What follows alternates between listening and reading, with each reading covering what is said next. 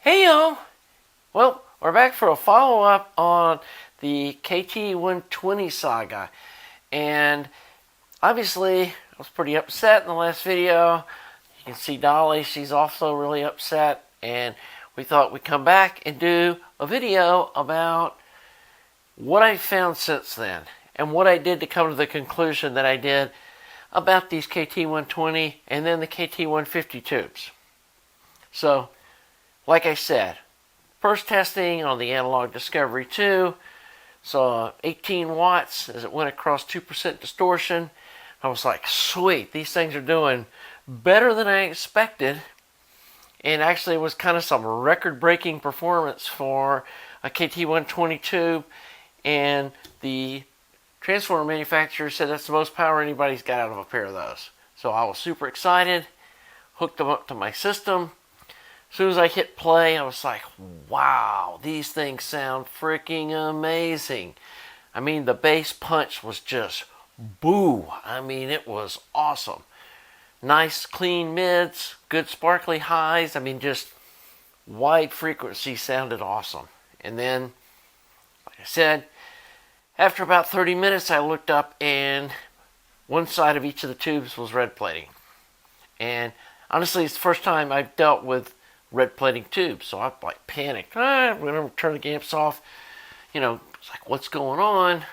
Started playing with bias settings, and honestly, anywhere from about 95 milliamps to 110 milliamps seemed like the red plating was almost the same amount. It's like it didn't get worse as I turned the current up, maybe a little bit, but you know, lowering it 15 milliamps didn't make a drastic difference in the amount of red plating I was seeing, which didn't make sense. So, a couple of viewers said this, and I thought to myself, maybe there's some kind of weird oscillations or something like that going on with these amps.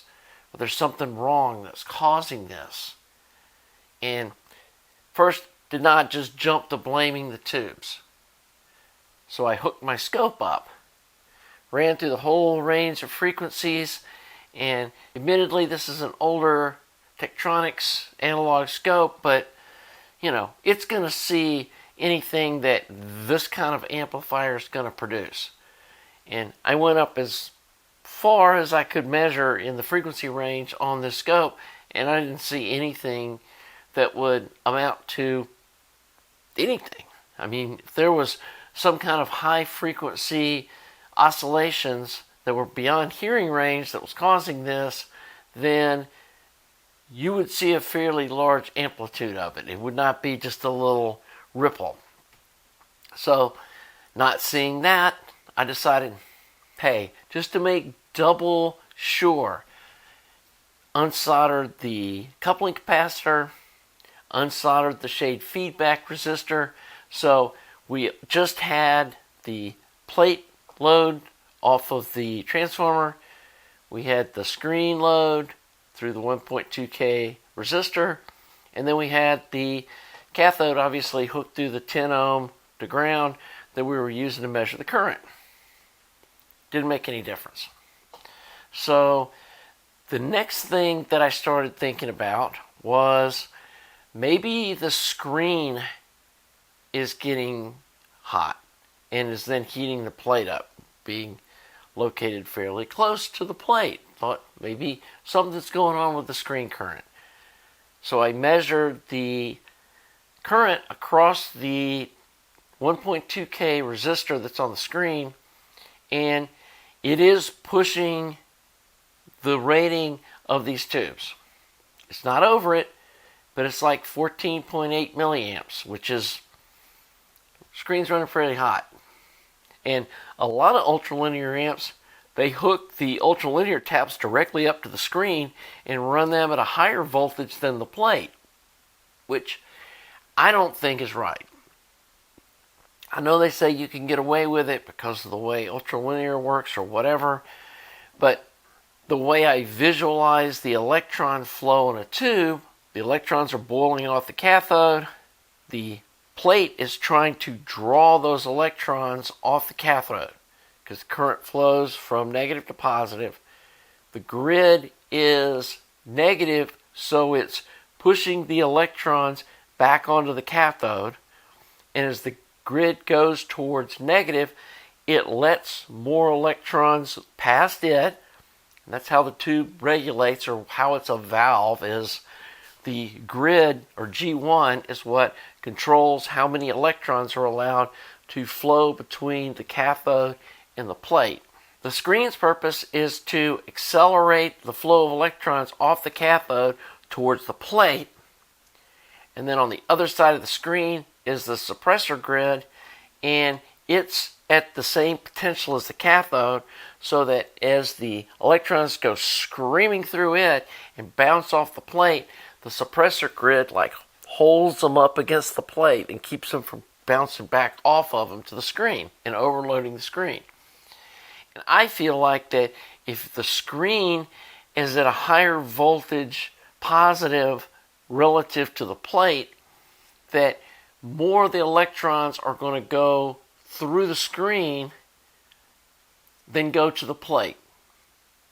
And then the suppressor grid's not doing its job.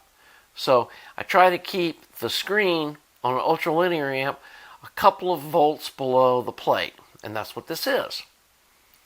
So again, measure the screen current. It was within spec. But I thought, okay, if the plate can't handle the rated spec, maybe the screen can't either. So first I put a 2K resistor in there, which dropped the difference between the plate and the screen to about 10 volts. Biased the tube back up. It actually biased at almost the same point as it did with the 1.2K. I didn't really have to mess with the bias adjustment, maybe just a breath. So the tube's still red plating. So I'm like, okay, measure the current, 14.5-ish, like that. It dropped it 14.2. It dropped it about a half a milliamp, not a whole lot.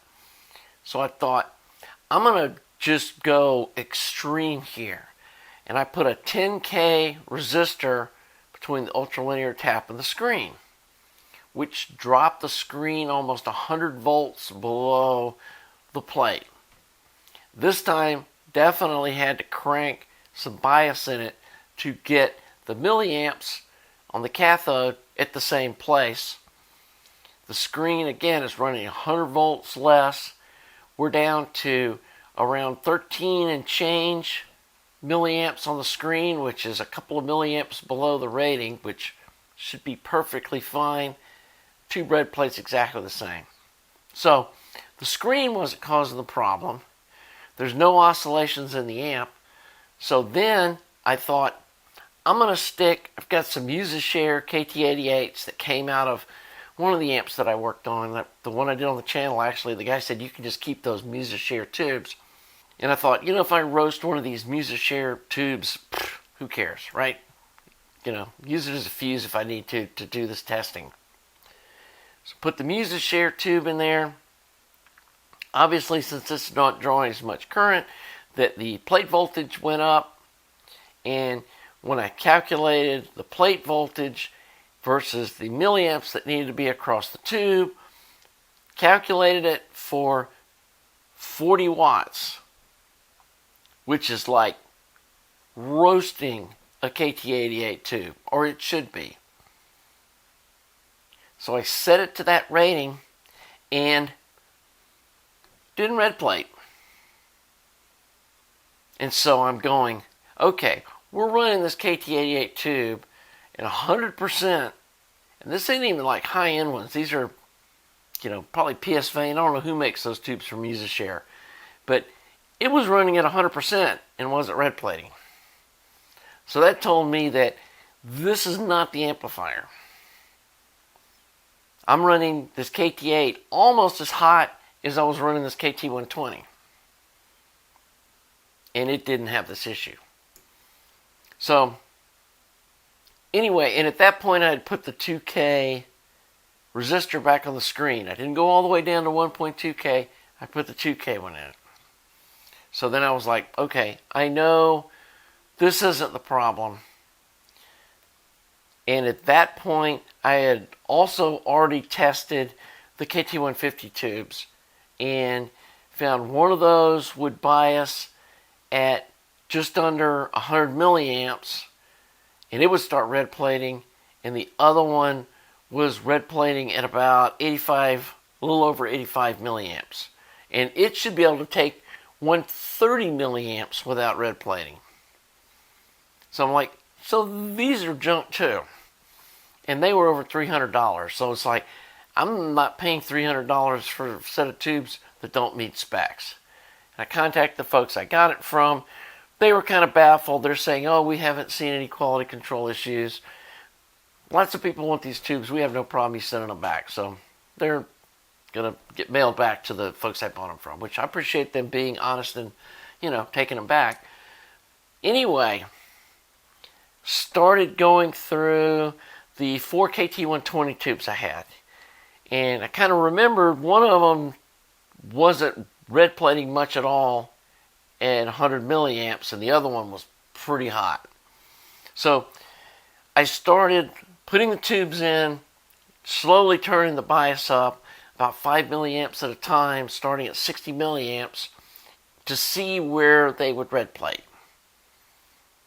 And by red plate, I mean pretty substantially. If I saw a little sliver of, well, maybe that's red, I was like, that's okay. I mean, I know these things are going to be, they're a problem, and I'm going to have to run them pretty hot.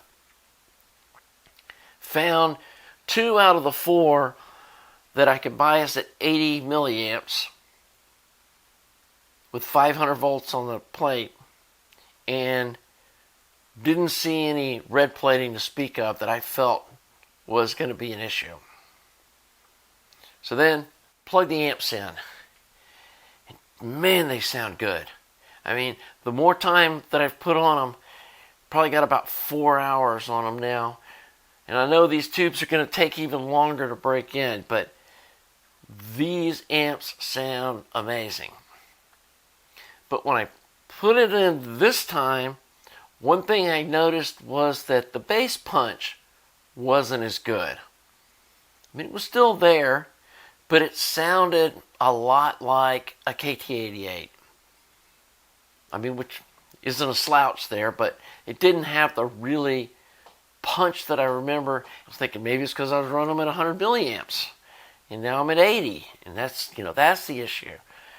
But then I remembered the screen.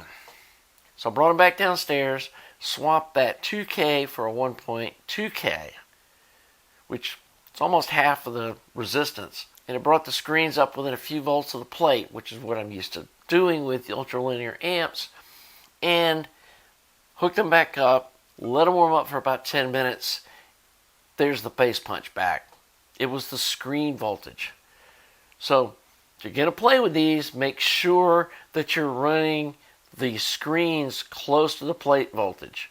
Even 10 volts below the plate voltage was enough to negatively impact the bass bottom end punch that these tubes have. So then I wanted to see what changing the bias around does for the sonic qualities of the amplifier, because I know it has an impact on it. And before, when I'd worked on these, I'd built, all cathode bias single-ended amps. I'd never done a fixed bias single-ended amp before. So, started playing around with it, started off with them at about 50 milliamps, which is, way down there below what they're, rated at, plus what they can even handle. And it just sounded weak. I mean, the sound was thin, the bass punch wasn't there. It didn't sound as good as an EL34 amp, not even close. I mean, of course it played music, didn't hear a lot of distortion, but it just didn't have a lot of life to it. The bass was weak, the top end seemed kind of muffled, it just didn't have a good sound. So, started going up 10 milliamps at a time.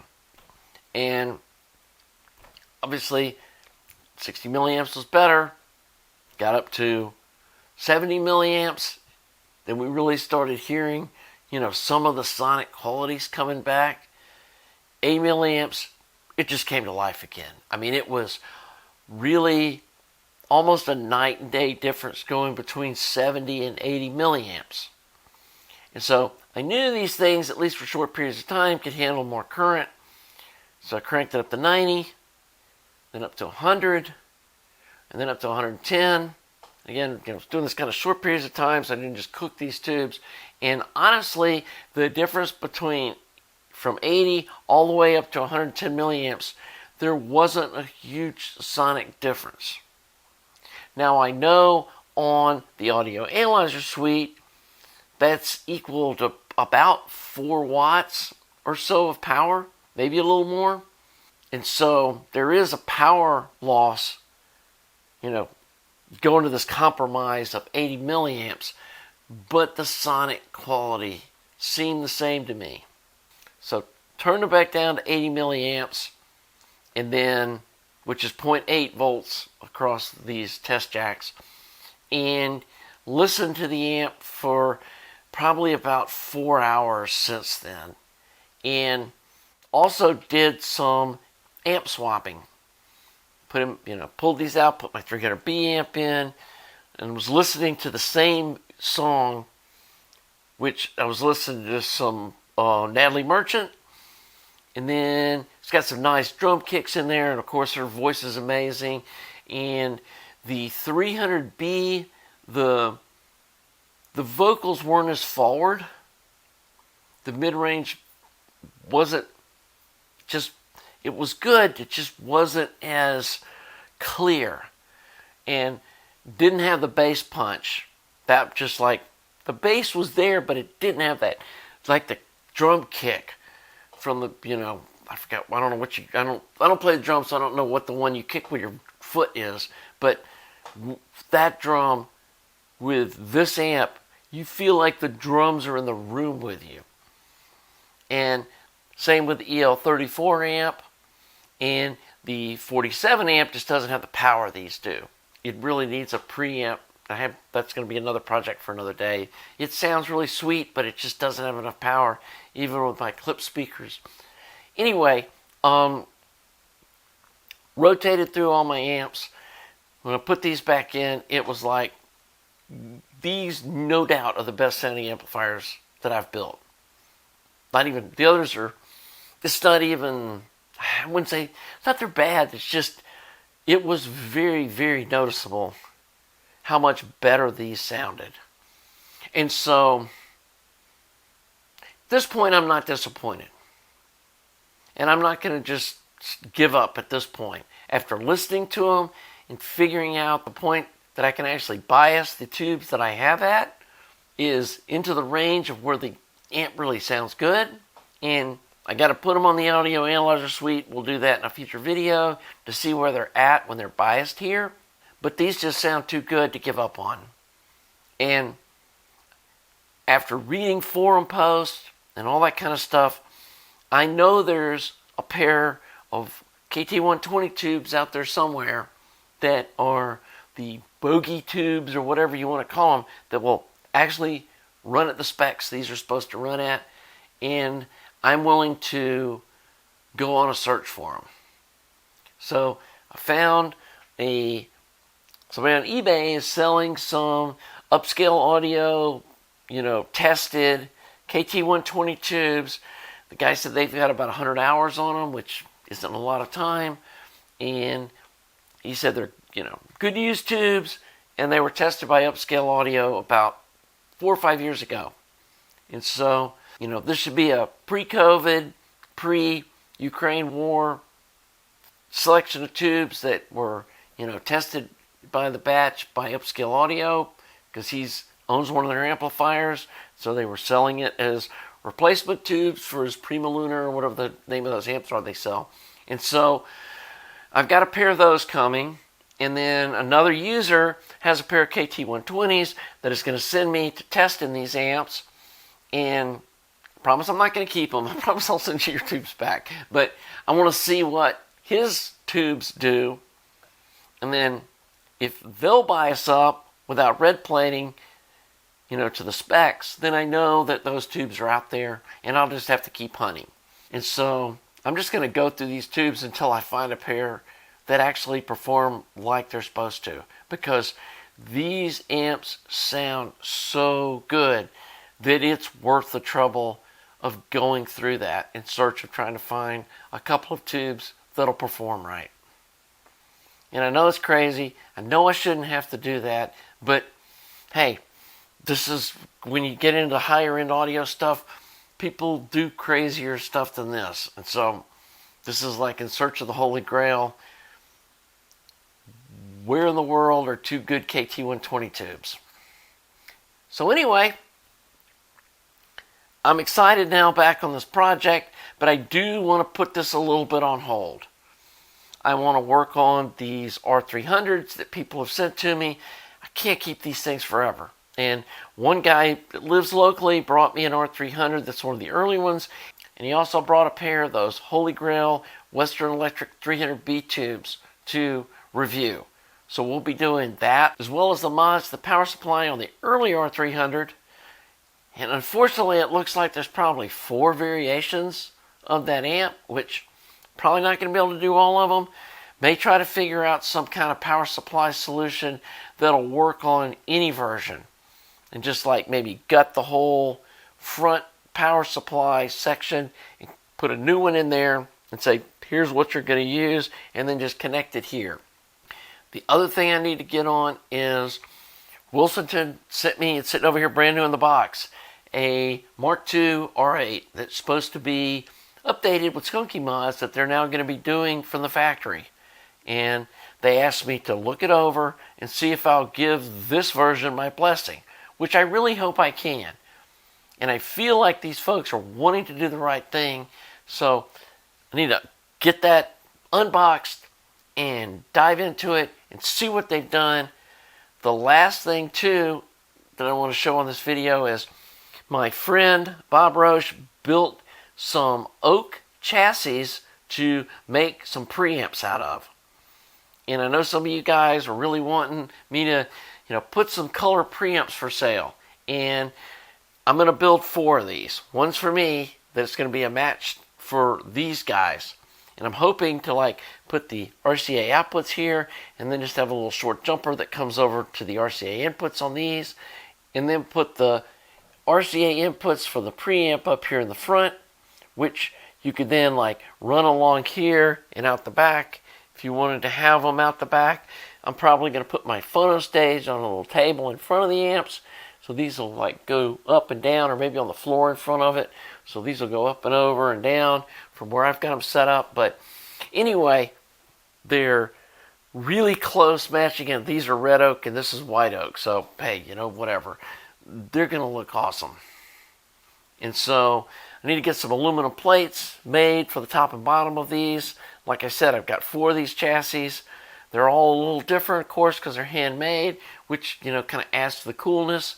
So that's probably going to be my next DIY project, is putting together a preamp to work with these guys as I search for some bogey tubes for this thing. And I know some folks have said, I want to buy these KT120 amps. Not on your life. I've put too much blood into this thing to actually give these things up at any price. And so, given how hard I'm going to have to work to find some tubes, once I get this set up, I'm not giving this up. These sound too freaking good. But you guys that are thinking about building these, or that you've bought the iron, I hope I didn't disappoint you too much to the point that you're not going to build these now. They're worth building. It's just going to be more work trying to actually find a pair of tubes that will actually work in these things. But they sound so good, I promise you it's going to be worth the effort. And even if you can only get a pair that'll bias up to 80 milliamps, especially if you don't need all 18 watts, if you can live with 10 to 12 watts, you're going to be absolutely blown away with the performance of these things.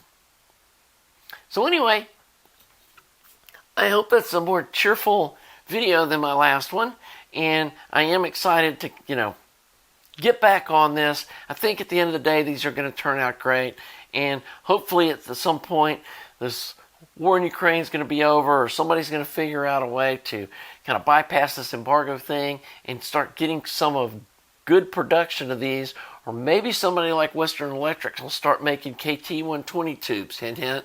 If you're Western Electric, if you're watching this, I think this would be a hot seller.